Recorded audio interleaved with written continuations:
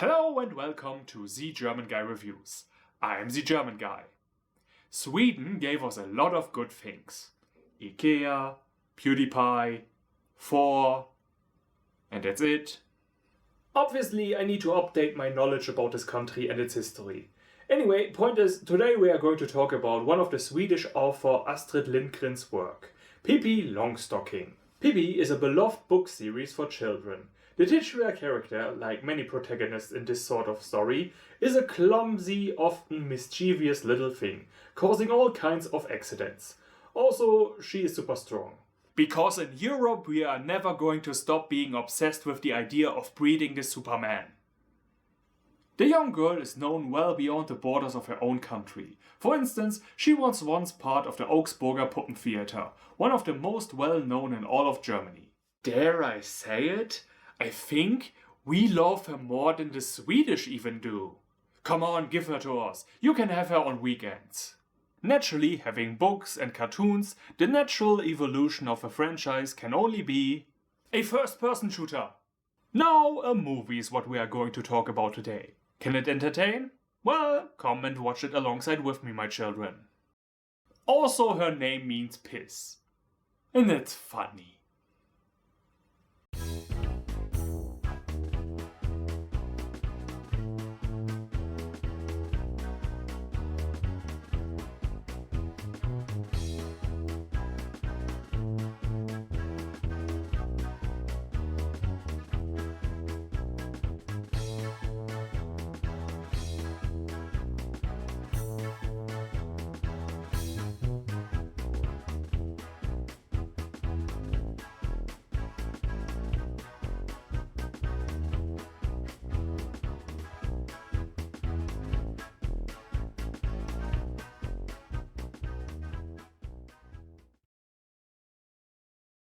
We begin the movie with Miss Urin riding on a horse, showing off her incredible math skills.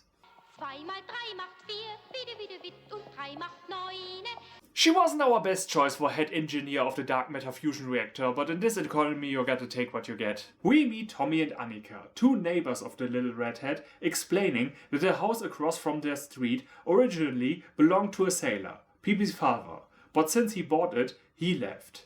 We can also see that the voice actor situation must have been very different 50 years ago, as the two children are clearly voiced by two adults. Es wäre schön, wenn da einer einziehen würde. Hey everybody, let's play in the sandcastle. While the kids run to school, they tell us a bit about their hometown.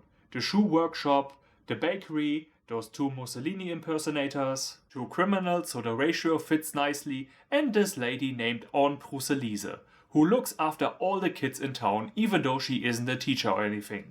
And before you think to yourself that this is a bit strange, this is actually how it used to be once. Children were raised by the whole community. There weren't hundreds of little independent family units, more or less disconnected from one another. The idea of the nuclear family is barely 100 years old. Anyway, after Tommy and Annika are done with school, they overhear a conversation with their collective caretaker, talking to the police, saying that a young girl can't be left all alone in a big house like that. Who said anything about being all alone? We put the spring in Springfield. The two curious cats immediately want to find out what is going on. Da liegt sie. It's the Wicked Witch of the East! Pippi is an odd girl, but they all become friends rather quickly. They like being around here because in Pippi's mansion everything is allowed. It soon became Sweden's #1 spot for money laundering. While horse and monkey stay in the living room, they play the floor is lava and just have a good time. During a big storm, Pippi's dad went overboard on their ship, and since then she was forced to live in their old house all alone. Usually she would be on the open sea with her father and visit all kinds of places in the whole world. So now I'm spending my days trying to experience as much short-term pleasure as possible to distract myself from the darkness within.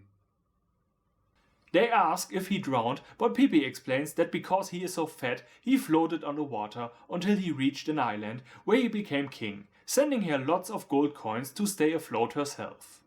So what you're telling me is he brutally subjugated an entire island of indigenous people, robbing them of their natural resources and leaving his own daughter behind.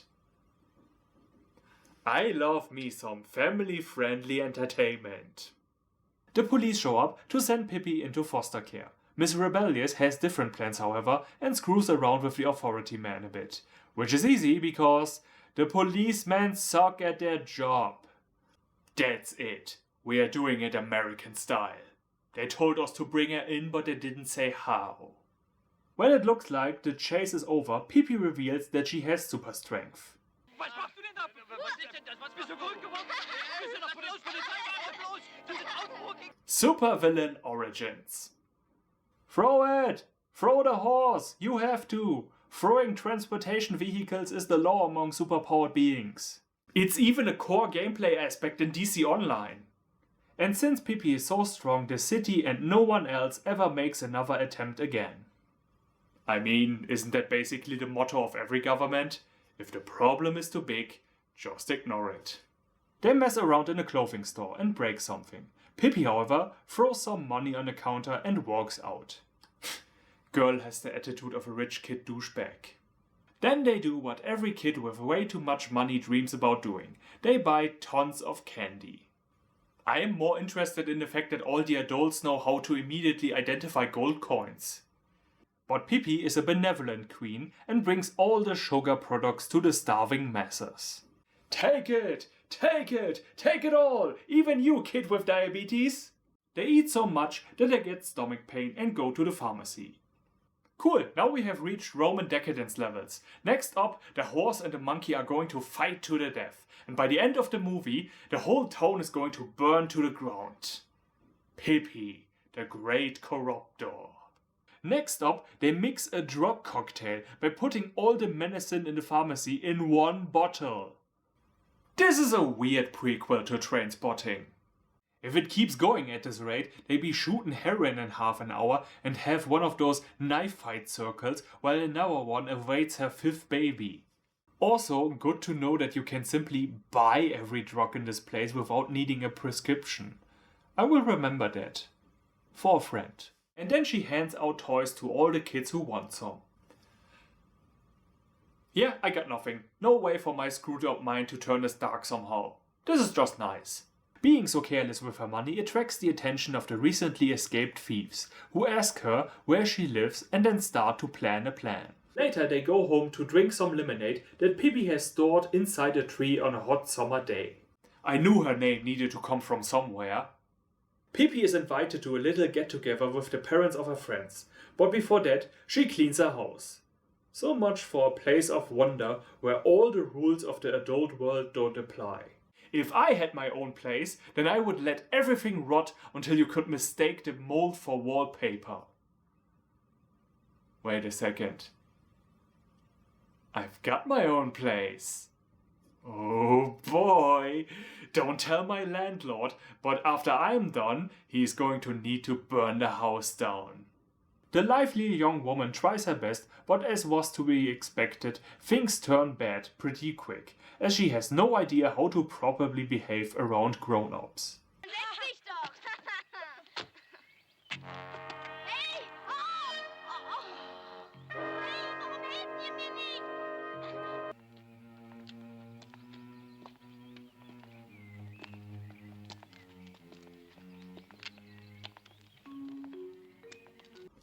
Super Villain Origins. Later that night, she brings her pet monkey to bed. Schlaf, mein kleines Kind, träum von Takatuka. Oh, oh, oh, oh, oh, 1969. Oh, oh, oh, oh, oh, it was a different time. The thieves try to steal her gold, but fail. Kann ich dir sagen? And stay out of my house before I re-wind you up on the roof. She builds a trap for the two criminals that will surely keep them away for a minute or so, and then invents a new word that she keeps on repeating. Spunk. This opened a new side quest for her, asking all around town where she can find Spunk. You see, I could show you, but then I'm going away for a long time. And now I'm just asking myself, does she actually believe she can find something that is called Spunk? Or does she know she is just annoying and trolling everyone? I'm not 100% sure, and that fact scares me. Anyway, after she spunked herself out, she returns home. While the three kids are busy playing in the attic, the thieves return and manage to steal the bag of gold. The young lady just happens to have an air balloon from her father with which she goes exploring and spots the two criminals again. She gets her money back and shortly after, Aunt Priscillise invites everyone for soup, which has been spiced up by the pet monkey.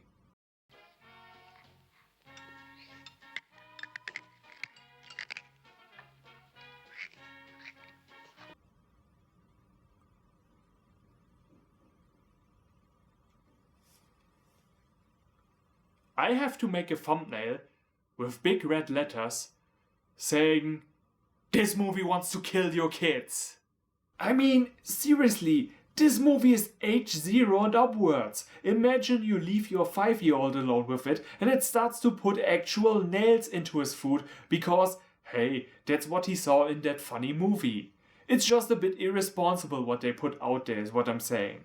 Before you start wondering if there is any point to this story at all, there is. Pippi's father comes home. A big party takes place. All the kids and sailors are invited, but not the adults because fuck them. There is, however, a sad fact looming in the background. Once the celebrations are over, Pippi will join her father on the sea again, leaving Tommy and Annika behind. Sad goodbyes are made, but Lady Longstock is, if not anything else, someone who does what she likes and decides to stay with her friends. And that was Pippi Longstock the movie. And there's also a bunch of sequels which we will take a look at another time. Now, because I'm feeling generous, and I just have to know what other bad ideas they can come up with. Not gonna do this in as much detail as the first one though, because it is built like the first one. Meaning there are a bunch of scenes that don't lead up to anything, so let's go over the most WTF parts real quick. Pippi makes them eat some kind of seed. They then recite a magic spell. According to Miss Anarchist, now they will stay young forever. That's because your souls are mine now. Also, please tell all your friends, I'm in fierce competition with this Peter Pan guy. Later, she finds a random guy in the grass and says that she is going to take him home and use him as she pleases, because, according to her, all things on the ground are garbage, and garbage can be collected by everyone. No, Pippi, that's called slavery. You are doing a slavery. Somewhere your father is very proud of you. The movie then very responsibly and pedagogically tells all the children in the world that when you believe enough in yourself, everything is possible. So Pippi demonstrates this by jumping down a cliff attempting to fly. This movie really wants your children dead. Well, at least I know it can't get any worse than this. Is what people say right before it gets worse. After this, they go up to Pippi's attic and play with a loaded gun. But at least it can't get any worse. She walks on stage at a circus and pets the snake. You know what? Everything your parents ever told you is wrong. Go ahead, drink this stuff under the kitchen sink, eat yellow snow, go outside the car window with your whole upper body, put razor blades in your eye, play hide and seek inside the washing machine and press start. It's all good. I mean, who is she? The female Joker?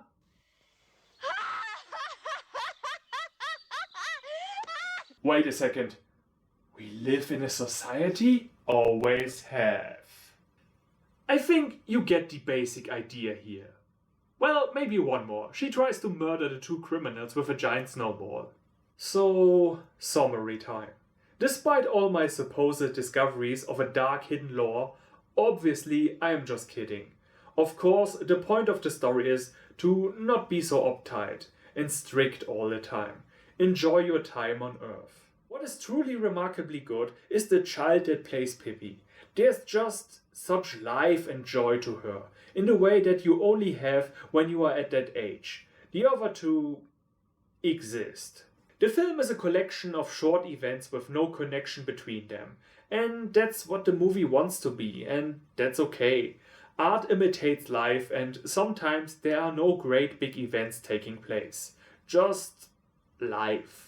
And while I am very skeptical about some of the delivery of the scenes that could give small children some very bad ideas, it's always emphasized that only Pippi can do these things and not get a single scratch. This movie is indeed from a different time. It presents a version of childhood that is unlikely to ever exist the same way again. It, in a way, actually helped me to better understand my own parents and how they were growing up. They are from a generation where media wasn't omnipresent and you had to invent your own fun. Meanwhile, I am from a generation for whom the sun is a mythological entity. Of course, children haven't stopped having imagination, but it was all the more intense back then. Despite my snark and some of the stuff that I can only see through a dark lens now because my brain has been ruined by the internet, I do get reminded a bit of my own childhood. As I said, my own youth was very different, but I remember the feeling they capture here.